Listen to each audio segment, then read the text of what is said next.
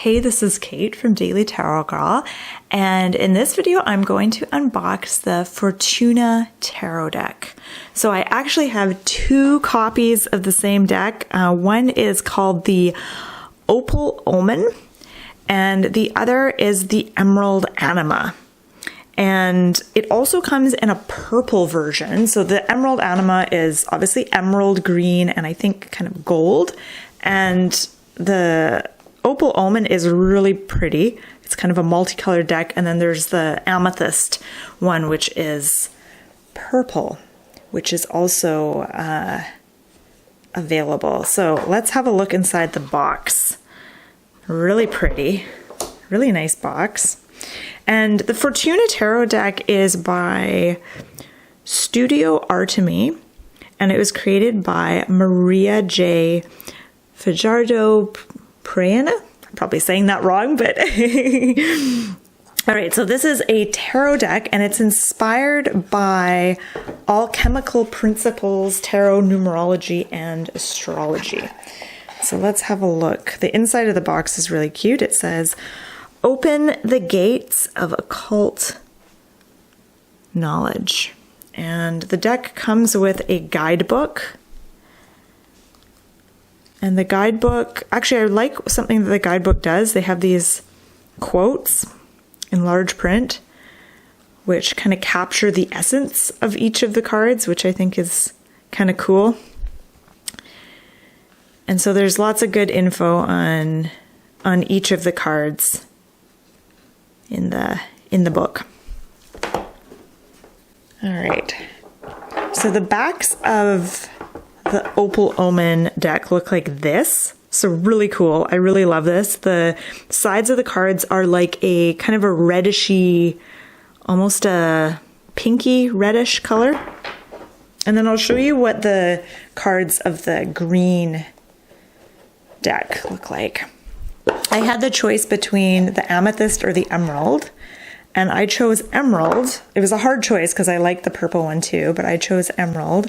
And then she also sent me the opal version, which I really like. And I don't see the opal version on the site yet, so I don't know if it's available yet, but the backs of the green cards look like this. So really pretty. So green and gold, and the edges are dark green. Okay, so I'm just going to slowly go through this deck so that you get a feel for these cards. All right. Cardstock is really, really high quality, really nice. It's nice and thick and has kind of a velvety matte finish that feels really, really nice.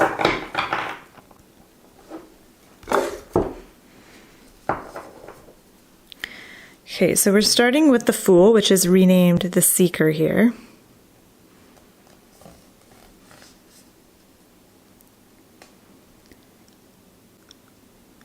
So lots of really cool symbols. I think anyone who's really into symbols will like working with this deck.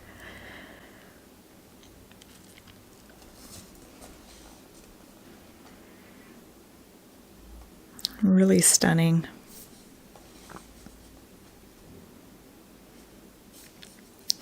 These cards have a very sort of clean and clear vibe to them. This is interesting, the Lovers. It's like a mirror.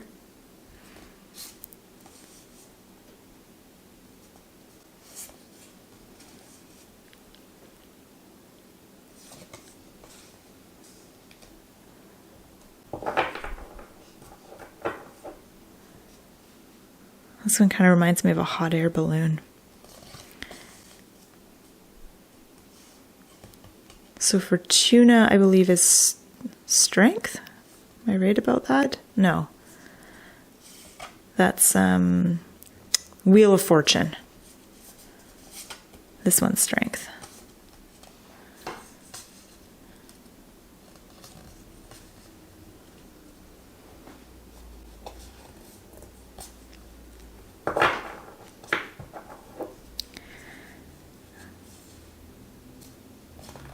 Ooh, that's pretty. It'll be interesting to see how these cards read, because I'm of mixed mind about cards that are like, that have like just simple symbols on them, because sometimes I find them easier to read and it's easier to tap into my intuition, and other times it's harder. So it'll be interesting to see how this deck reads.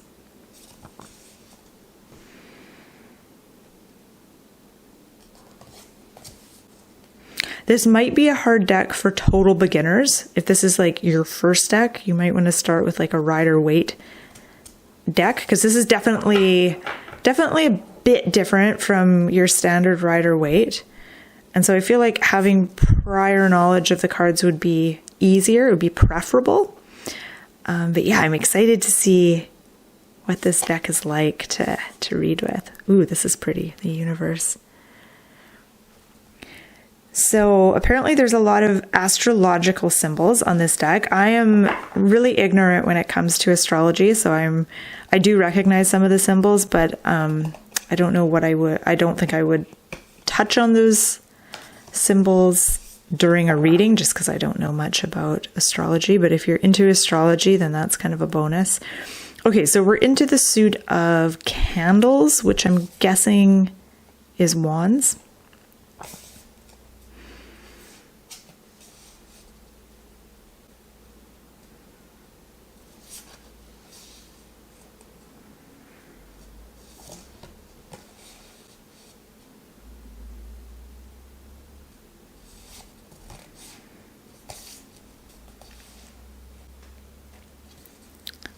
Very pretty, very nice cardstock.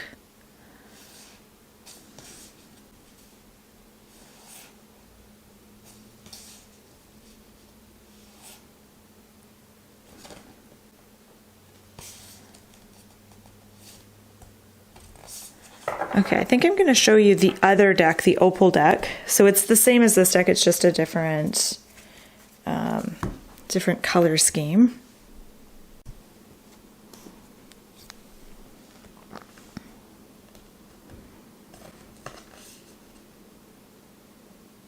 This one's a bit harder to see with my camera, so hopefully you can make out what the cards are. Okay, Ace of Elixirs, which I'm assuming is also known as Cups.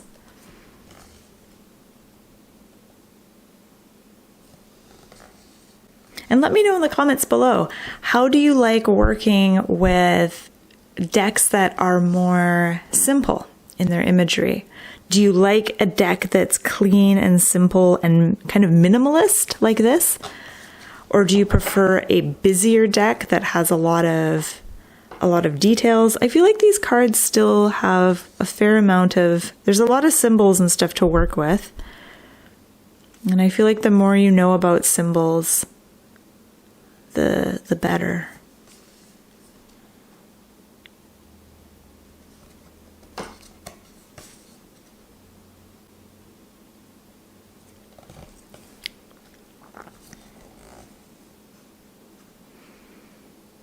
Okay, so the court cards have been renamed. So the page is called the Princess.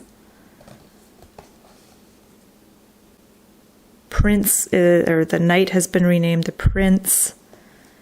And then King and Queen are the same.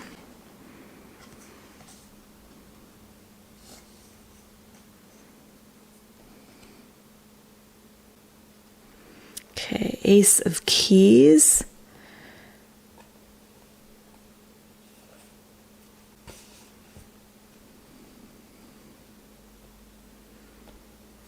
I'm just trying to think, what are keys? Is that pentacles or swords?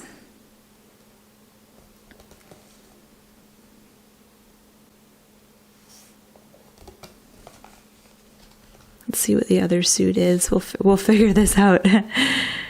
So the other suit, oh, okay, so this is swords. Keys are swords, I think.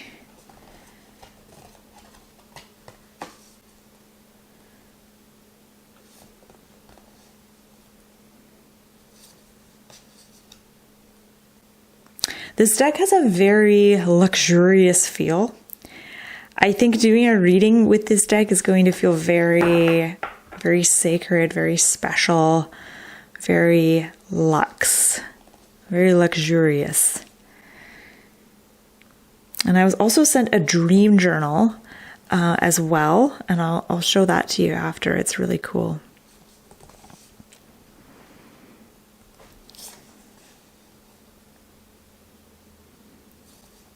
Ooh, looks like gates.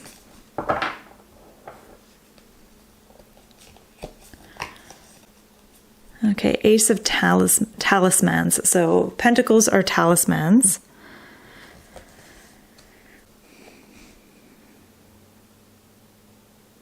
My brain is so scrambled that when I'm reading with decks that have renamed the suits and some of the cards, I can't figure it out sometimes. So I'm glad there's a guidebook here, because I actually might need the guidebook because I get so confused. I'm easily confused. Let's put it that way. I really like this color scheme. I know it's probably not showing up necessarily well with my camera, but I actually really like this opal deck. It just has such a beautiful soft color, and then the iridescent is kind of like a rainbow. Yeah, it is kind of showing up on my camera. It's really quite striking.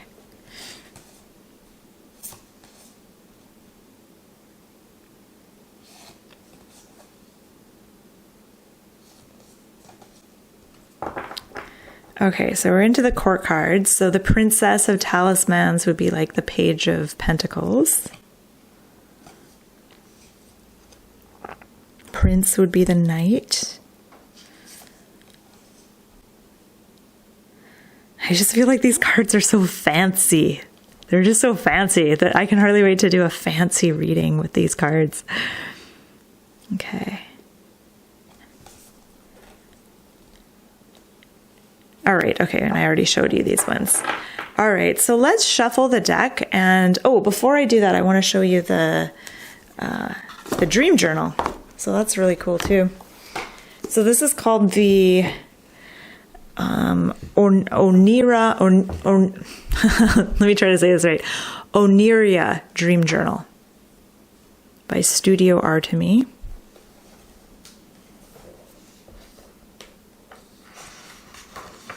Now, I'm a big fan of dream journals. I love, love, love dream journaling. And so I was really excited when I found out that they made this dream journal. So there's a little bit of info about dreams, symbolism, and then there's this really interesting chart about dream symbols, which is really interesting, and some info on dream tracking and how to track your dreams and how to work with the moon and the subconscious and the moon phases. So each page in the journal is like this. I'm pretty sure it's the same. Yeah, it's the same throughout. So each page looks like this. So we've got, you can indicate the phases of the moon, day of the week, keywords of the dream, how you felt in the dream. I think that's so important. The atmosphere, the location of the dream, people, animals, or other beings. And then there's some room for details and dream analysis. I think this is really neat because you can kind of you can track your dreams, but you can also kind of compare and contrast some of the details of your dreams from one dream to the next. So I haven't started working with this journal yet, but it feels really fancy too. It feels really, really luxurious and beautiful. It's like a leathery kind of cover. Okay, so let's shuffle the cards and let's do a reading. Okay, so I'm going to shuffle my deck here, and I chose to work with the emerald version for the reading just because I think the cards might show up a little bit better under the lights for you.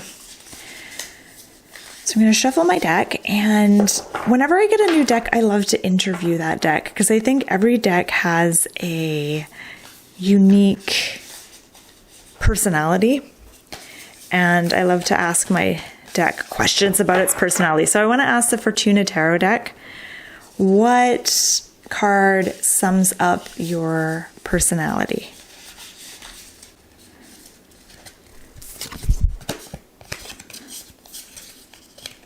Okay, and we have the Hermit. Beautiful. Okay, let's just zoom in a little. So the Hermit is a very introverted and wise card. So this tells me that the personality of this deck is kind of like the Hermit. So wise yet understated, which actually goes with the style of the artwork. I think there's a lot of wisdom and magic in these images and symbols, but it's understated. It's not over the top.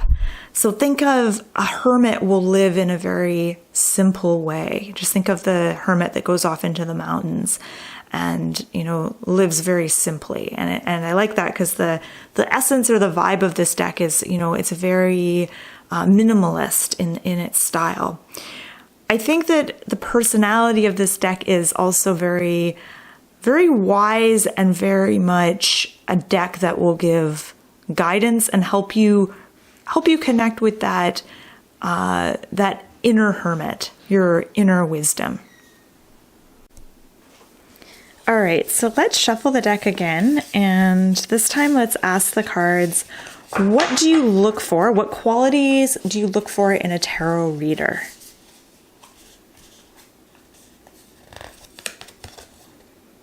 All right, we have the Three of Keys. I believe this is the Three of Swords. So the Three of Swords or Three of Keys can sometimes be considered a card of feeling kind of heartbroken or betrayed or disillusioned. But I always see this card as a card of finally getting clarity on something, being able to take off the rose-colored lenses and look at things with a steady gaze and seeing things how they are, not how you want to see them. So I think that this deck enjoys a reader who refuses to sugarcoat, a reader who will look at the facts, who will see the cards as they are, and isn't afraid of negative cards, you know, isn't afraid of the scary cards or whatever. So someone who doesn't always, a reader who doesn't necessarily look at things with rose-colored lenses. I tend to be a kind of reader who does that a little bit, looking at the cards with rose-colored lenses. But let's forget about that traditional meaning of this card, and let's just look at the symbols. I'm really drawn to the heart at the top of the key here and the radiant rays around that heart. I feel like this represents being centered in your heart. So not just being able to look at the cards with clarity and a certain directness, but to be able to do that and stay in your heart so that you're not just up in your head analyzing things with this cold mental vibe, but like you're also in your heart. The two keys at the bottom that are crossed, it's like, I'm not sure what that represents. Yeah. Okay, that's what I get. Okay, let's draw one more card here. So let's come back to the deck, let's shuffle, and let's ask the cards, what message do you have for us? For all of us watching right now, what message do you want to get across?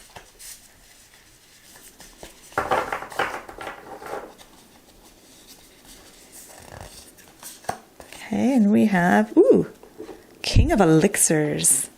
So I think that's King of Cups, I believe. See, I get easily confused. I believe that's King of Cups. All right. Now the richness of the green in this card is not coming through with my camera, but it's very, very regal and very rich and beautiful. So King of Cups is or King of Elixirs is the overall message that this card has for us right now.